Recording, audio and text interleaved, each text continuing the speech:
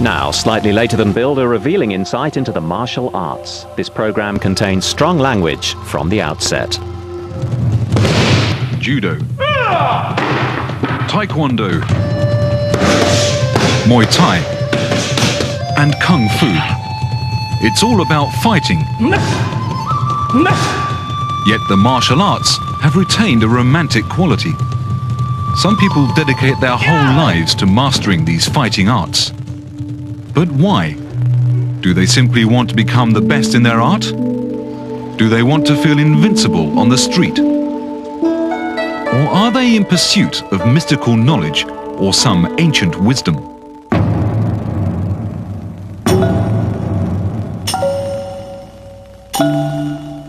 look like a fucking mess, is that? I ain't. What you trying to say? Yes, you fucking No, I are. ain't. I seen you looking at I her. wasn't. Do you think you're fucking playing her? Sorry. Do you want to bash, dude? It's the moment we all dread, coming face to face with senseless aggression. None of it's like the films. None of it is romantic. None of it is palatable. It's ugly. It's really ugly. Having done it for 10 years and having been in over 300 fights, I can tell you categorically that it's not the place to be. The assumption is that martial arts training will prepare us for any encounter. But is that true? It looks impressive in the dojo, but how useful is it on the street? There's so much going on in the streets. People getting killed, robbed, slashed, beaten. And I would say the majority of my students, their purpose for training is self-defense. I took up the martial arts, like most people, because I was bullied. And I was really frightened of it. Not so much the physical, it was the pre-fight, it was the build-up of nerves that frightened me. I was a very scared, bullied 14-year-old boy when I found my first teacher. And 17 years later, I find myself walking around without being scared of people. Come on, work it. Take them out. Martial artists who train hard claim their skills give them an edge. I know I can fight a little bit, I can protect myself, and sometimes I have to slow down because I might get a little, I don't know if it's cocky, but it's just that energy in me. And I have to slow down and say, okay, cool yourself out here. But I put myself in actual situations, and I tell my students to do that. When you're walking down the street and someone walks past you, just think in turn, wow, that's a big guy. What would I do if he threw a hook punch or if he tried to choke? I had a scrap one day, and there were 5 pimps. And they boarded a friend of mine, and he wanted to know why. So we went over to where the car were, and that was by a garage. And out jumped 5 guys. And one picked up a hammer, and he hit me right on the inside of my left foot. That hurt. I was so mad, I just, like a tiger, I stormed forwards, and I caught him, cut away his hands, and one way or the other, I hit him. Don't ask me if I hit him with my fist. I think so. Or I might have had with the triangle bone here and hit him because the ear came off. He had a crack in his skull and the main artery was busted. And he was dying from 10 o'clock in the morning until 3 o'clock at night. From that day on, I swore I will never in a street fight, unless my life is in danger, hit him with my fist. And I developed the so-called shotai, which is just as effective, but it doesn't really kill you. I was coming home one morning, and this guy walks up, and he got too close. He came into that zone, you know, where you're too close, where you violate the person's privacy. And he said, do you have a match? I said, no, I don't, man. And he said, excuse me, can I ask you something? And he went in his coat, and he started coming out, and all I saw was, I don't know what it was, it looked like a handle. I can't tell you the exact technique I did, but I can say that I hit that guy at least 20 times before he hit the ground. And, it was an unfortunate situation for him. But what happened after he hit the ground, I pushed his coat back, and he had a sawed-off shotgun. So when I come up, I come with both hands immediately. Now you see how elbows are in my midsection? That would prevent him from pushing the gun again towards me. Every martial artist who's been tested on the street will tell you their system is the best. A little farther, boom. And then I can go in, boom, and then knock him out. John Blooming, known as the Beast of Amsterdam, has earned his nickname while providing security for the clubs and casinos of the red light district.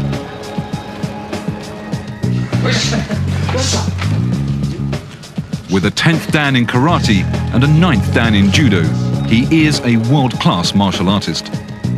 I always was interested in a kind of watertight system you can use on the streets in self-defense. Now, don't forget, in the old days you didn't really need that much, and now you can hardly do without it. But anyway, I was always thinking, if you are against a boxer only with judo, you might get a punch, more often than not, and you lose. If with your judo you are against a wrestler, you still have a hard time beating the wrestler. Je kan het zo doen, je kan het zo doen. 2, 3, meer doe ik niet. So I figured if you combine, for instance, karate, the kicks, the defenses, the punches, combine that with throwing techniques, backwards, frontwards, hip throws. And the next 1/3 is once you have thrown him, don't let him go on the ground, jump him. Any street fighter, once you have him on the ground, he is a baby.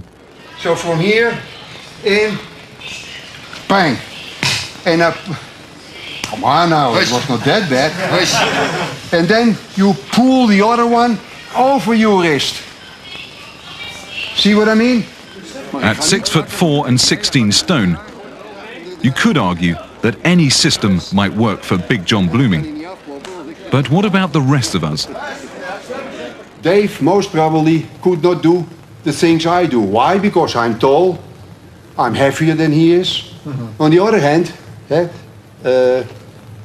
he couldn't do what Dave does or what I do, because he is still lighter and not really weight trained and all that. So everybody has to adapt to his own style and think about it and train in that way so that he won't be scared of a big guy. And that's why I developed, for instance, this real fast kinkeri. Because when I stand here and have a fast kinkeri, from nothing, I'm in his balls. Pat. You know, in a split second. Pat. So he couldn't see it, he can't see it in my eyes. What I'm gonna do, I just give him a deadly stare. And I hit him. Pat. Right in the balls. And as soon as I hit his balls, it takes 1 or 2 seconds. And then he goes. And as soon as I hit the balls, I will move right in with showtime. But when this is his head, but.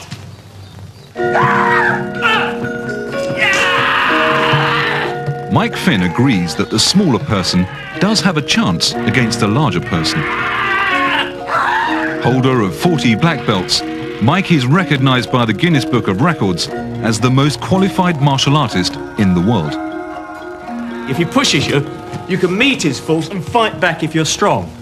But on the other hand, you can just, if he wants to go that way, why should you stop him? See, if he pushes you here, just there, hey, then you can meet the force and help him on his way.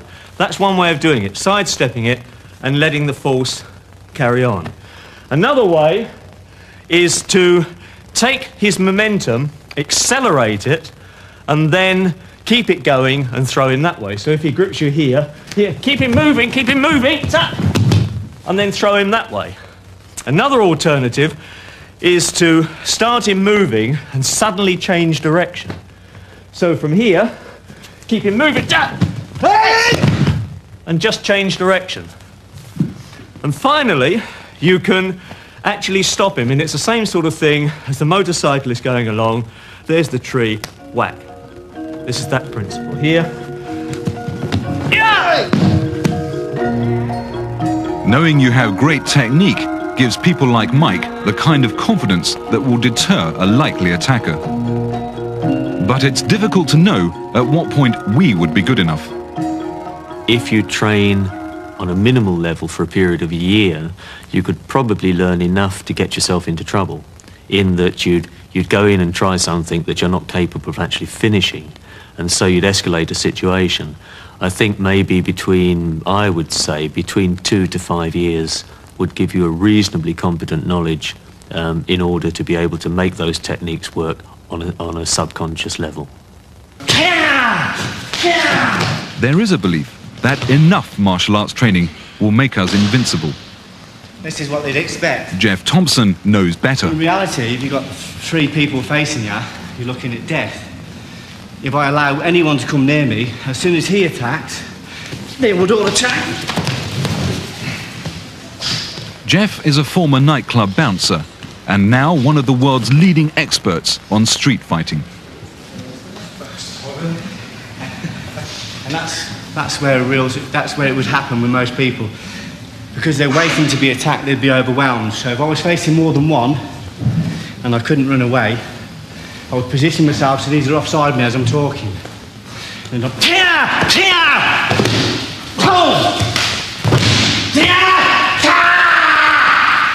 get back! Stay with your fucking heart! My specialism is realism, how it's going to be outside the chip shop. Not how it's going to be in the dojo, not how it's going to be on the contest arena, how it's going to be where there's no whistles, no bells, no referees, how it's going to be when you're outside the chip shop with your girlfriend or with your kids and it kicks off, when it's in your face, the ugliness of the martial arts that people don't really want to talk about. In a real situation, quite often the first thing you see, first thing you get, is when someone comes up to you and it says, "You fucking got a problem with me, you're looking at me. You fucking keep out of it, you fucking keep out of it. Have you got a problem with me? Is this about fucking me and you?" Before you can do anything else, you've got to get beyond that. And that's where most people fall apart, because as soon as somebody becomes aggressive, they make themselves large, everything becomes big. When a situation starts in the street, it normally starts with some kind of introductory dialogue, and then a situation just explodes. I call it the Jerry Springer syndrome. If you watch the Jerry Springer show, every time it kicks off, they're like that arguing, and then bang! It just explodes, and it's just, like I said, it's earrings and hair, and it takes like 15, 16 stone security men to separate 2 women. It's because it's so ferocious. That's what reality is. It's ugly, and it's in your face, and it's so immediate. And in the dojo, it's very controlled, and it's very aesthetic, and it's in the nice lines, and it looks good, and don't swear whatever you do. Don't swear, because if you swear in the dojo, that's terrible etiquette. So I do videos and I swear in it, people write to me and say, "You said the F word," but that's what you're going to get outside the chip shop. The F word and the C word and the B word is a part of contemporary combat. People don't come up to you and say, "You blighter, you bloody did this, and don't you bloody look at me," because it wouldn't have no effect. But if someone comes up to you and says, "Don't you fucking well look at me," it totally changes the situation. And although it's ugly, and I appreciate that it's ugly, it is a part of combat. And to be honest with you, I think all of it's ugly. I think the whole gamut is ugly. When it becomes physical, it's horrible. It's easy for me to say, like, I'm doing all this, but it doesn't stop people coming in and hoofing your head off. 2 of my friends have been stabbed in this position. So Jeff has translated his years of experience on the door into a system he calls the 3-second fight. So if I come to here, this way. It is a technique for first trying to resolve disputes without violence. If that fails, Jeff encourages his students to act quickly and decisively. Look at the front, your knee, snatch. What I'm going to do from here is control this space. If he moves forward, I'll control with my lead hand. If I can't use verbal dissuasion, then I'll probably myself, I'll posture. And what I'll do when I posture is I'll strike him and push him away. So I'll just come from here, I'll just go, just stay where you are, stay there. And I would back it up with a verbal fence. What I do when I strike is I trigger adrenaline. So he gets a drop of adrenaline, he's got a space, that triggers the flight response. Okay, if I come in closer to him, I pull him into the fight response. He's cornered, he's a cornered animal.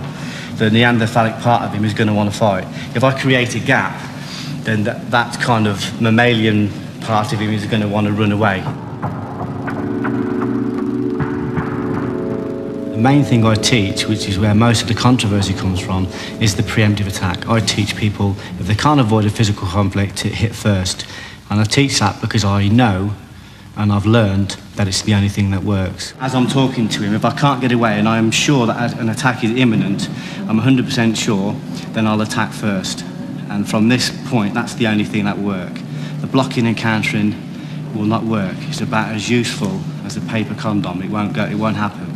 The grabbing and letting him throw me isn't going to work either, because although I can throw him, or he, you know, we could go to grappling, it doesn't stop his mates suddenly materialising from all over the place and kicking my head in.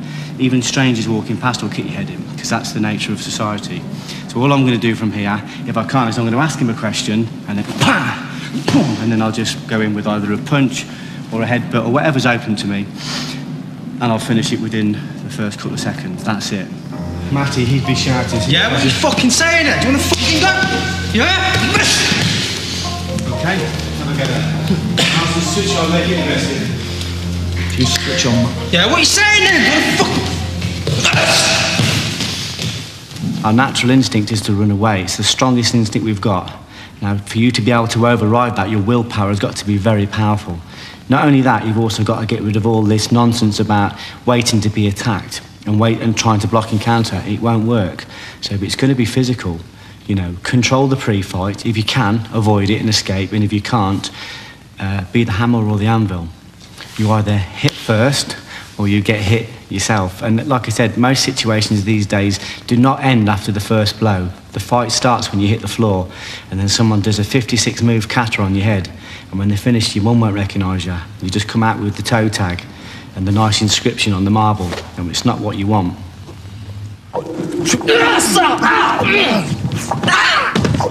Long before an explosive situation arises, there are things you can do to avoid it. The first law of survival is self-preservation. The second law of survival is to be aware at all times. The third law of survival is to expect the unexpected. The fourth law of survival is never to underestimate anyone. And the fifth law of survival is to respect the values of all existing life. And if you govern yourself in accordance to these 5 laws, you pretty much can endure. Sugar Ray Crossan teaches self-defense in one of New York's tougher neighborhoods. A lot of times, a person who has low self-esteem, they'll walk down the street with their head down. And just like in the jungle, a lion, he'll pick out a herd and he'll see which one is the weakest, which one is limping, which one is unaware. And that person with the head down, that's a sign of weakness or unawareness. That's prey. So the mugger, that same mentality. Oh, well, that person's aware, but that guy, he's not even watching. And look, he even got his wallet sticking out his back pocket. He doesn't even know what's going on. So the low self-esteem can be a problem in the street. Come on, bring it. When the only rule is the strongest survive, it may be that martial artists are arming themselves with one of the best forms of defense, an air of confidence. I tell them, you got to prepare yourself. Train hard in the dojo. People make excuses. Oh, I'm too tired. It's too hot. I was working overtime, blah, blah. All that means nothing when you get in the street and you got to defend your life. So if you're going to train, you got to be serious about it. How much should you train? There is no limit. Millions of people around the world are training in martial arts with a passion. But why? Next, we find out if the rest of us are missing out. This is my little island. When I was small, it seemed so big. But now I know where every step will lead.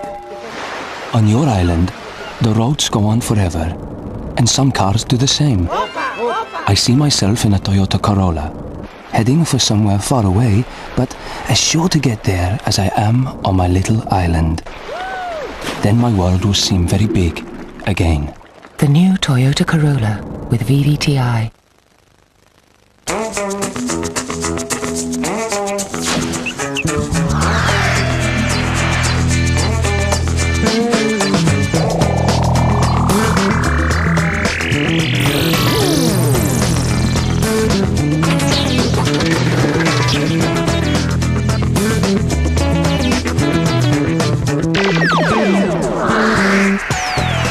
As well as going to NatWest, you can also use the internet to make NatWest come to you. Visit us at natwest.com.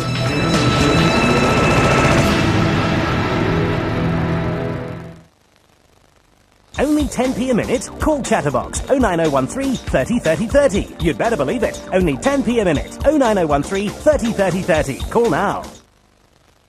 The Silver Collection on DVD, now at the special offer price of 2 for £15. Classic films, comedies and blockbusters from the silver screen. This is a limited offer, so hurry. Come on, let's go. The Silver Collection, 2 for £15 at our price. Life insurance is all about peace of mind. It helps you sleep at night. Or does it? Take the life insurance which came with your mortgage.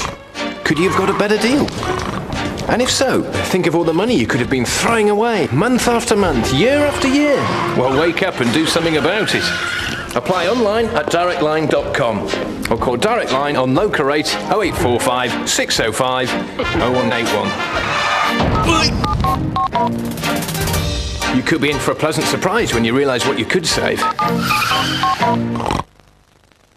I'm not using personal non-bio this morning. He is. He's good with Jamie, but no washing. Use personal non-bio, I said. It's dermatologically tested. Safe for soft skin, and there's none softer than our Jamie. Present company accepted. Personal non-bio, for things that really matter.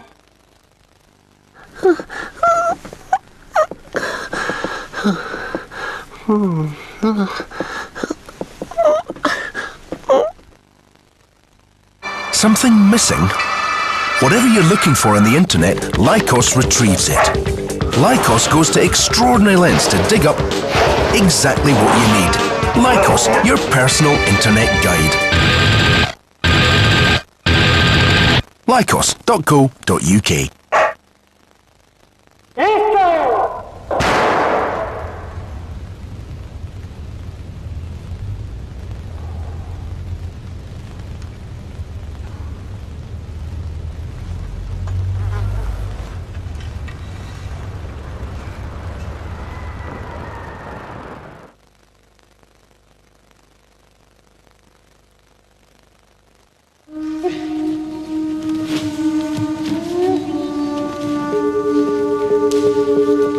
If you've never actually participated or done a physical contact sport where you're actually gripping something that's 12.5, 13 stone and it's moving in different directions and you don't know what it's going to do on the end of your arms, you know, then if you've never actually sampled that, it surprises most people, yeah, because it's physically very demanding.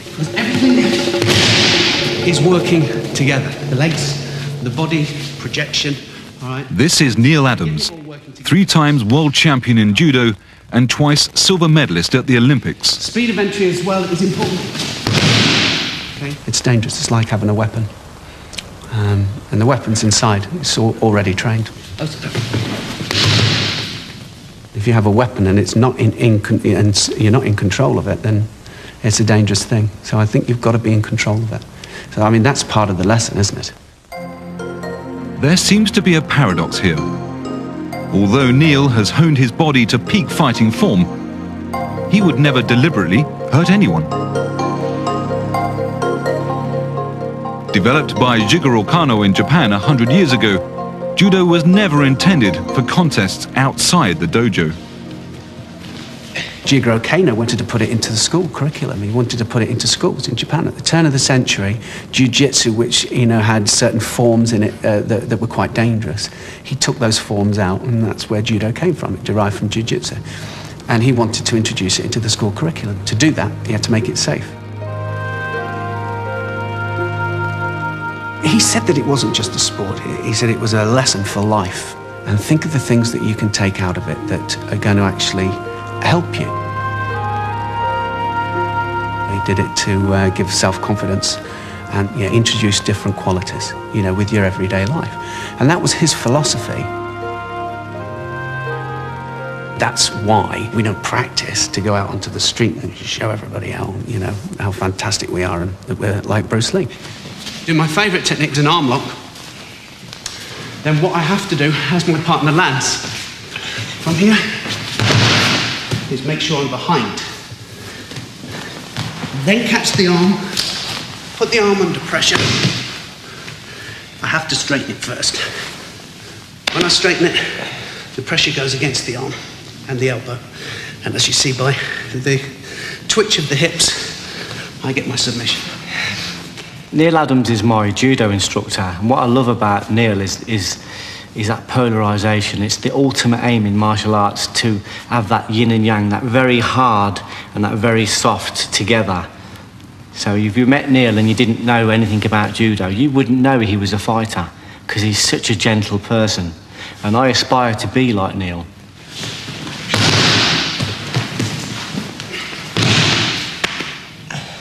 I think every martial art's got something. And of course the best martial art is judo. I'm a judo person. So everybody else is going to, have their own preferences. But we should always respect the different martial arts and look at what they can give us. They can give us something. Look at the philosophies and learn from the philosophies and keep the respect. And that's what we all have for each other, which is wonderful. Yeah.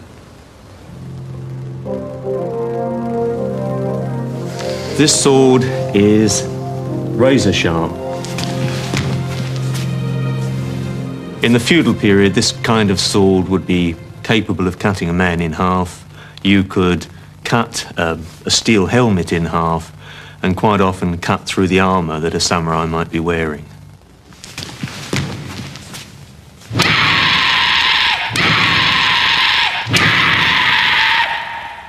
The reason that the wet straw is cut is because it is the nearest you can get, for example, to cutting through a person. So you would be looking at what I've just cut, might be an arm or a leg. As far as we know, Mike has never used his sword to slice anyone in half. Yay! He is but one of thousands of people around the world who are attracted to the weapons and tactics of ancient war. This is one of the weapons that the feudal warrior used to use on the battlefield. Mike demonstrates the naginata, a weapon once feared on the ancient battlefield. It normally had an iron pommel for striking. When they used to train, they didn't use these weapons because in the early days, a lot of the classical warriors died even before they got on the battlefield or they got seriously maimed or injured. So they used wooden weapons to practice the strategy, then they went on the battlefield and they fought with these. Although this samurai weapon is a museum piece as far as war is concerned, it is still taught in Japan for other reasons. It moved away from being a practical means for defeating an enemy on the battlefield to more of a way of developing yourself, your inner self. And those aspects are still very important in martial arts today. In fact, that's probably the reason why they've survived, because, as you know, nobody goes around with swords or naginatas in the streets anymore. Why would a man like Alex Bennett devote 10 years of his life to studying the ancient arts in Japan? Is it possible that these arts have an application in the real world? I think if you say use your martial arts skills in a real situation, I guess most people will be referring to, okay, do you get into fights with it? But no. What I say, I use my martial arts all the time. Everything I learn in the dojo, self-control and respect, I take out of the dojo as well. And I've been in a number of sticky situations which have been very, very easy to get out of because I've been able to control my emotions and maintain a placid state of mind. The value of training to me is just that it enables you to challenge your limits and work with your limits.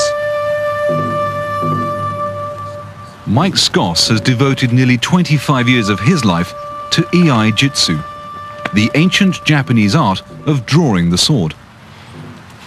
By working so intensely, physically and mentally and spiritually, it forces you to grow. You have to challenge yourself. You have to keep questioning your assumptions and your limits, and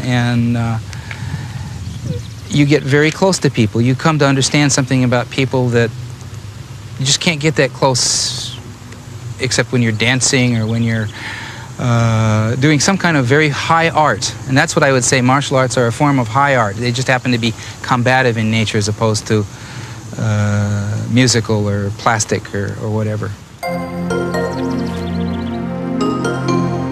Of all the martial arts, Iai-Jitsu is perhaps the most difficult to appreciate. We asked Mike to explain what he is doing. So what I was doing were standing techniques. One of the techniques was a man is on my left side, and I feel that he's going to attack me. So I draw my sword, I pop him up, I pop up his arm, I thrust, and then I cut him down.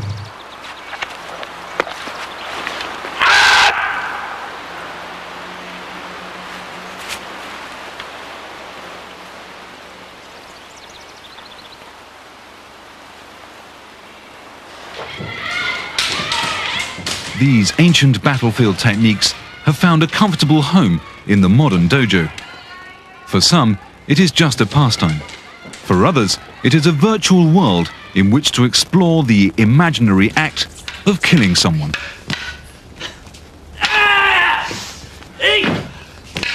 Sometimes in the documents of these classical schools, they don't say opponent, they say enemy.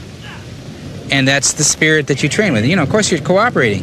You're training together, not upon one another, but you do have to have that understanding. This is combat. This is real. Life and death. Only one of you is going to walk away, and it's not going to be the other guy. And that's a strong kind of practice. When training in the killing arts, our dojo warriors are looking to recreate the real thing as closely as possible. But no one wants to die for their art. To people who know nothing about kendo, it can seem a bit frightening and daunting. But in reality, a lot of the noise is made because these bits of bamboo actually give to make it safer for the exponents to practice. Apart from that, Mark, they wear heavy protective head guards. So that doesn't actually hurt Mark at all. This allows you to strike quite hard without fear of injury. And this allows us to do our forms and impact each other. Impact plays a big part in martial arts, perhaps most dramatically in Taekwondo.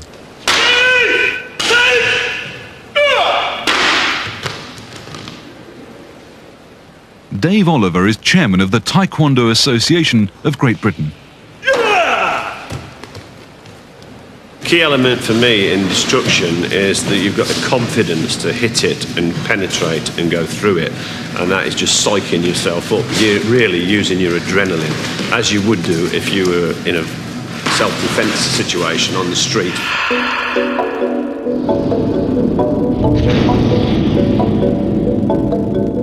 Ball breaking is very difficult because it's a mental thing as much as a physical thing.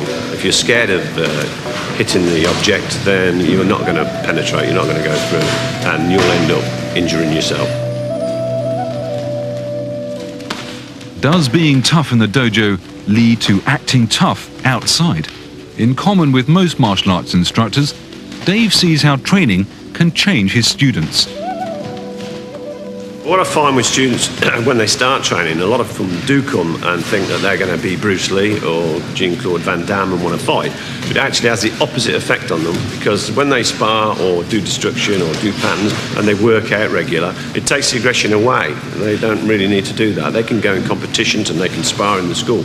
I don't know that many people who are aggressive, who are really good martial artists. I think at the core of all martial arts, when you've got through your little phase of wanting to prove yourself, you've got through the ego phase, you've developed techniques that work, you've won competitions, and you've gone through and you've got all that out the way. I think is the ultimate thing is that there's this realization that the human being has so much more potential that they can develop, and that martial arts is a doorway to exploring that potential. Next, we find out what happens when martial artists begin to reach their physical potential.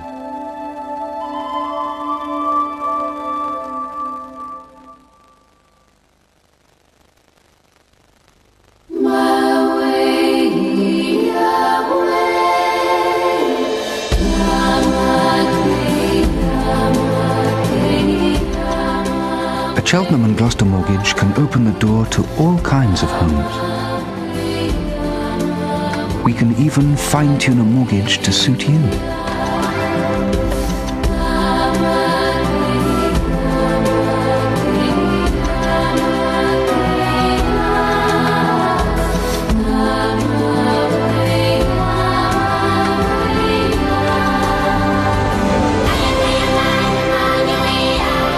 Whatever your idea of a dream home, it's our job to help make it a reality. Cheltenham and Gloucester, looking after your best interests. Comrades, we demand the right to free business news delivered every morning by email. By 7 a.m. We demand the right to choose exactly which news is delivered to our desktop. What, relevant? To my industry? Yes, comrade, your industry. Nice one, Len. Thank you, matey. News by email. We don't want Karl Marx, we want Deutschmarks, dollars. Have you got the FT. competitive edge? Ah, Rapunzel, my cupcake. Does I love a boy? Wait a moment, darling. I'll just let my hair down. Oh, too short by a hair's breadth. Then you'll just have to wait for my hair to grow. What? I'll have gone bald by then. Well, hair today, gone tomorrow. All you need is a Red Bull. Why? Because Red Bull gives you wings. Yes, but it also stimulates the mind, so get downstairs and open the blooming door. Twice as nice, sexy and stylish, the album. The very best of today's UK garage and essential R&B flavours. This one's fresh, this one's a brand new. Mixed live by DJ Spoonie and Steve Smooth Sutherland. None of you know, better look at me funny. A combination that is definitely twice as nice. The album, it's out now. There's a new television channel that's about the hairs standing up on the back of your neck. That's about your heart beating faster. That's about tears you never knew you could cry. That's about the twist you never saw coming. That's about some of the greatest television ever seen. UK drama, you'll feel it. Call Sky on 08702 42 42 42.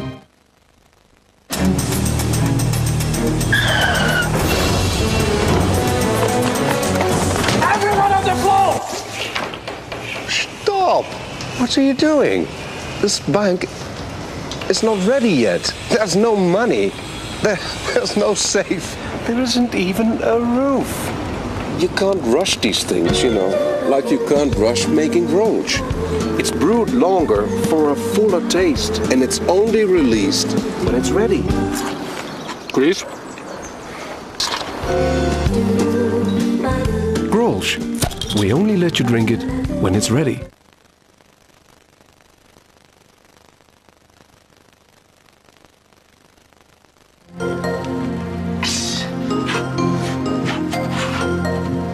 As a modern warrior develops his fighting skills, very often a new path opens up to him. This path is often referred to as the way of the warrior. But for each warrior, the way can be very different. If any subject has been misrepresented and corrupted in the West, along with Eastern spiritual teachings, it's martial arts. They've been presented as a way of becoming more powerful, of enhancing your ego, of developing a strong male macho image. But the real martial arts are a world away from that.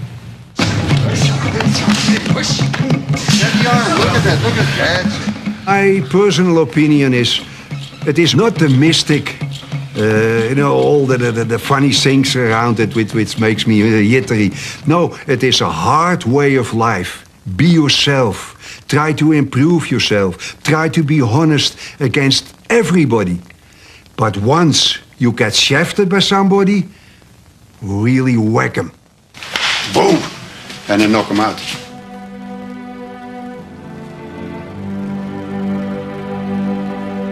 Many martial artists who are fantastic on the physical level have not transformed emotionally.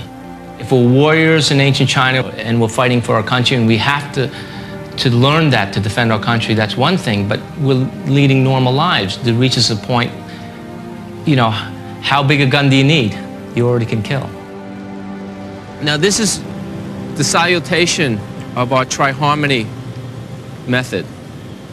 And it means unifying the mind, the body, and the spirit.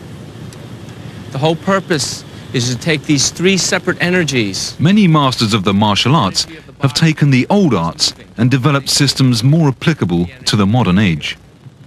Lawrence Tan teaches what he calls triharmony, a system concerned as much with healthy living as it is with fighting skills. The Shaolin warrior monks use this energy, which they call qi, or the force.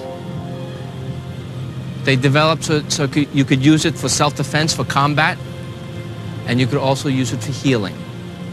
Martial arts is a wonderful vehicle because it teaches us discipline. It teaches us how to control ourselves mentally and physically.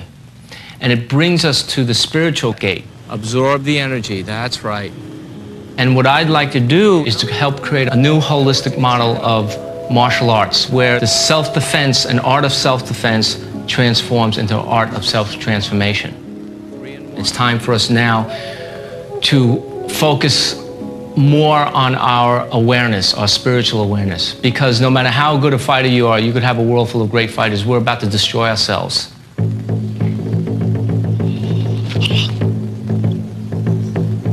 Inside of every person is violence.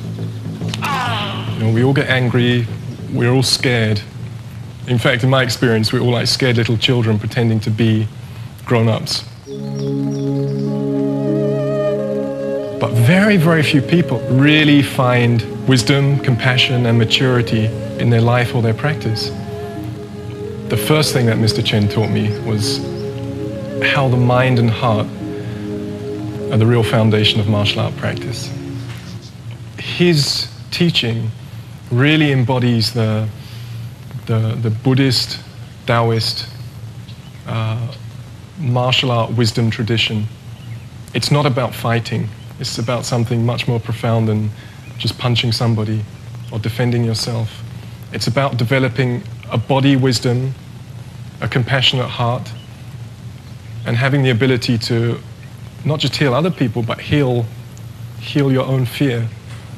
I don't want to offend anybody. If they like that to do that and they're happy, so the hell with it. But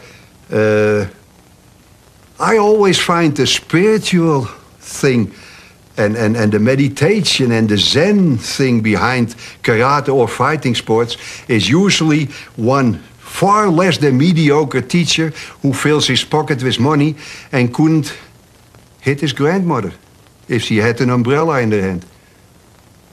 They're phonies, mostly. I myself, I like to be honest, I like to be a fighter. I never charged my boys money, really money, no. Just enough so I could run the dojo and then my car and things, you know. And I made my money, luckily, at the casinos. But the boys gave me in return something which is far greater and far more value to me. Like an Olympic championship or world championship. Chris Dolman, trained in Blooming's system, has been winning medals for years in free fighting. A fighting sport where anything goes.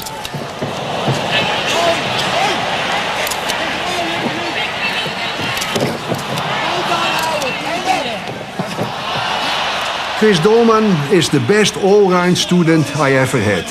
And he fought anybody who would like to fight with him. And he was a free fight champion when he was 50 years of age in '93 in Japan. He beat everybody, and not beat them, he beat the Russians, he beat them to a pulp. They crawled out of the ring, they were scared to death for him. He's terribly rough, but very honest. But rub him the wrong way, he will just tell you, there's a funny kind of look then, like, what was that? And you repeat it, you have it right there. Whack, he knocks you out. He doesn't take bullshit from anybody. The way of the warrior for John Blooming is markedly different to most people we've filmed. But then he is one of the few martial artists to have experienced the horrors of war firsthand. Blooming is a decorated veteran of the Korean War, where he served with the Dutch Royal Marines. I have to admit, it formed my life, and it gave me a stamina, and it gave me a background, and I knew that I could stand on my own 2 feet. And when in Hung Song we had this big ambush, and I saw in the night, and I saw left and right my comrades die with bayonets up and all that. I never forget the lieutenant saying, boys, this is it, get your bayonets up. And I figured, oh, Jesus, now what? But when we finally got out, I swore that this is the end. Never, ever would anybody touch my family or me or my friends, at least not unpunished. Yes! The way for Sugar Ray Crossan has also been shaped by a war zone of sorts. Brownsville, New York. Brownsville was a somewhat rough section coming up. You know, I was subjected to all the gangs and stuff. You know, it was drugs going on. It was all kind of crimes. You know, when I was coming up as a child and teenager and so forth, going into adulthood. But thank God I didn't get caught up in it. But it was a pretty rough area, and it was an experience. I mean, the fact that I survived and I'm here telling the story, I'm not supposed to be here. I was supposed to be on drugs, in jail, or dead. And I was able to avoid all that, you know, through the guidance of the Creator, of course, but through my martial arts, which has enhanced my life tremendously. You have to be aware of when. You have to be aware of when. Roll out, watch your back, roll out, move out. Push, all right. People have a concept that the martial arts is about fighting, hitting, punching, kicking. That's one aspect. But the martial arts is here. It starts here. And as I teach my students, one of the most important aspects of the martial arts is respect. I will respect the values of all existing life. Slow it down. Or abuse my martial arts skills. I will say no to drugs and yes to success, because I'm on a quest to be my very best. Yeah. Hey, what's up, man? What you doing? This is one of my little students. What happened to the Ush? Yeah, that's one of my little students. Everything all right? All right, you still practicing, right? Yeah. All right, take care, man. I'll see you around, all right? One of the greatest influences on Sugar Ray was the late Professor Florendo Visitacion. Sugar Ray recalls the first time they met. I really didn't know who he was, but I knew that he had somewhat trained my instructor, Dr. Powell. But I was saying, this guy, he looks kind of, you know, he's kind of small, and I think I might be able to take him. You know, I wouldn't tell him that. But the opportunity came one day, and my instructor said, punch at him. I said, should I punch slow? Because, you know, I don't know if he could handle what I'm going to throw down. He said, punch at him. Next thing I remember, Grandmaster V was waking me up laughing. And from that day on, I was convinced. And I said, I have to study under this man. My father was truly a paradox. You would look at this little guy, very thin, very humble, and yet if you knew him, you knew that he was very powerful. But he was the antithesis of all of the macho, martial arts, Rambo kind of culture. If you were a police officer and somebody grabbed you, you don't use those drastic measures. You may use this, and you control the man. He was a quiet guy, but very dangerous. Perhaps one of the most dangerous men walking on the planet. I used to laugh because I said, you know, I used to say, boy, if somebody tried to mug him just thinking he's some little old man, I'd like to be there. He looked like somebody very muggable in New York. And there was one occasion when he was entering an elevator, and he had his arms full. At the time, he had a dog, and he was carrying a bag full of dog food. And these two young men came into the elevator behind him, and after the doors closed, one of them pulled a knife, and they were about to rob my father. And he dropped his bag, got into his position, and began to come at them, especially the one with the knife, and made contact with him enough so that the guy's knife was taken away from him, fell to the ground, and these two young men, the door opened on the elevator, they ran out, and just leaving the knife, leaving everything else, just ran away as fast as they could.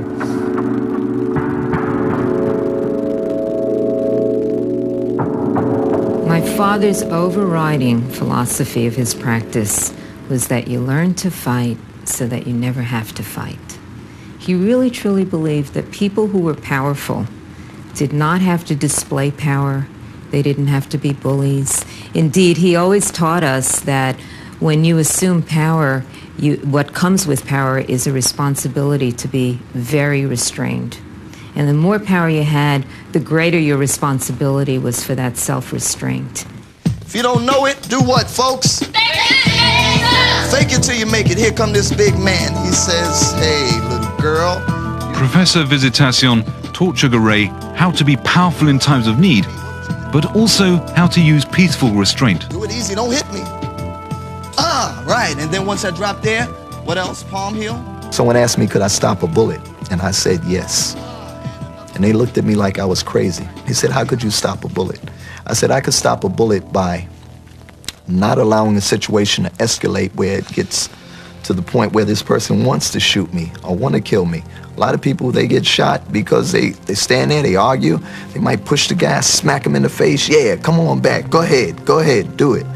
And the guy go and get, bam, why you shoot me? You just asked for it. So, you know, I could, in a sense, stop a bullet by not allowing a situation like that to escalate to the point where the person wants to shoot me. Martial arts also provides a safe outlet for letting off steam. Master Sken has helped many students to manage their aggression in this way. Nick Webb is one of his success stories. Guys my age, they all want to be the big tough guy, don't they? Young lads anyway. If a fight broke out in a pub before I started doing Muay Thai and I was involved, I wouldn't think twice about hitting somebody. But now I would, and I'd probably just walk away. Well, no, I'd just walk away, because I've worked hard at my training. Master Sken's taught me a lot, and I know what I can do. And I feel like I don't have to prove a point to anyone. I don't have to fight anybody. If I want to fight, I can get in the ring and fight, which Master Sken's taught me.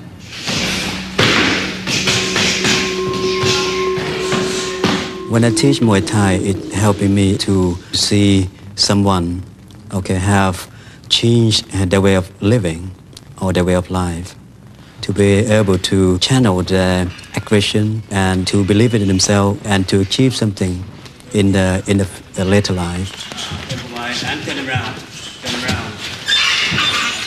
From Stockport, it's not a rough area, but it's not a posh area. There is some negative things going on, like drugs and crime. What I learned, I could hurt somebody, probably. And I'd give Muay Thai a bad name. I don't want to let him down, because I feel that he has helped me that much. I have taught so many children who had no purpose in life, who had been stealing car or on drug before. Since I train Muay Thai, I give them something to do. Especially they have a lot of aggression. If they train Muay Thai, they can become champion one day, or they become a Muay Thai instructor as professional, can earn a living. Because Muay Thai doesn't teach you to be only a champion in the ring, but a champion in life is far, far more important than other purpose. This is Thai writing in my son's name. I've got a son, 14-month-old.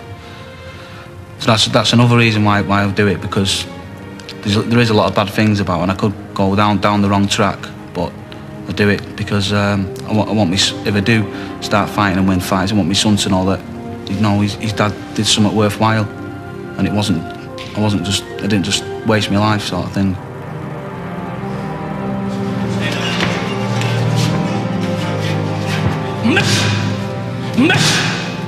I started working as a nightclub doorman because fear of violent confrontation was at the top of my fear pyramid.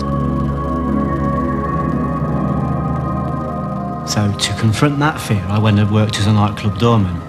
And in that time, I was involved in thousands and thousands of physical encounters, over 300 fights where I was, one-on-one fights.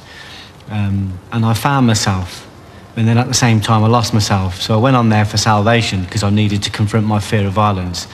But then I became violent, I became dark. So then it was a matter of redemption to get myself back off the door because I became the person I hated. I looked in the mirror and I just saw a bully. You fucking got a problem with me? You're looking at me. You fucking keep out of it. You fucking keep. I'd been in a fight and I thought I'd killed this particular person, and in my mind I was certain I had, and it was a fear I carried through 10 years working the door. And I remember coming home. I remember it distinctly. I came home and in my mind this guy was dead. They took him to hospital, nobody can get him round, and I was certain I'd killed him, and I felt like I'd lost everything, and it was almost like the veil dropped. I come home, my wife was in bed, and I remember touching her, and she was like silk. I couldn't believe how beautiful she was. And I thought, I'm losing all this because I'm working as a nightclub doorman, because I'm rolling around the mud with some Neanderthal. I just thought, I can't believe I'm losing all this. And I was thinking about silly things like sitting on the doorstep with a cup of tea, looking out into the fields. I'm going to lose that. I couldn't believe how lucky I was to have my liberty, to have all these beautiful things around me. And that was a massive turning point for me because I didn't sleep all night. I was waiting for the crack of policemen's boots on me, on me path. And it never happened, and thank goodness the guy came round and he didn't die. And that was a massive change. From then on in, the risks completely outweighed the rewards. And I woke up the next day and I said to Sharon, I don't ever want to be violent again. I don't ever want to hurt anybody again, ever. And she said, Jeff, I've been waiting for you to feel like that for 5 years. Perhaps the real story of martial arts is that it can develop a person's strength.